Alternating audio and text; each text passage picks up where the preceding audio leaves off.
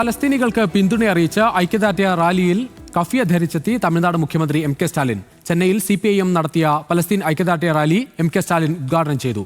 ഗാസയിലെ വംശഹത്യ തടയാൻ ഇന്ത്യ ഇസ്രായേലിൽ സമ്മർദ്ദം ചെലുത്തണമെന്ന് എം കെ സ്റ്റാലിൻ പറഞ്ഞു.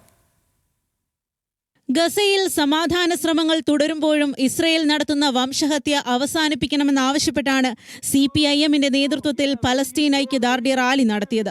CPIM നടത്തുന്ന പ്രതിഷേധം ജനങ്ങളെ മാനുഷിക മൂല്യങ്ങളുമായി ഒന്നിപ്പിക്കാനുള്ള ശ്രമമാണെന്ന് റാലി ഉദ്ഘാടനം ചെയ്ത എം കെ സ്റ്റാലിൻ പറഞ്ഞു.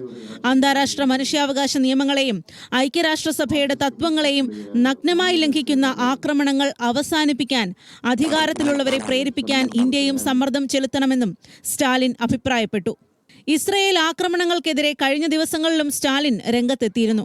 ഗാസയിൽ നിരപരാധികളായ ജീവിതങ്ങൾ തകർക്കപ്പെടുമ്പോൾ നിശബ്ദത പാലിക്കാൻ സാധിക്കില്ല എന്നായിരുന്നു സ്റ്റാലിന്റെ സോഷ്യൽ മീഡിയ പോസ്റ്റ്. CPIM സംസ്ഥാന സെക്രട്ടറി P. ഷൺമുഖൻ റാലിക്ക് നേതൃത്വം നൽകി.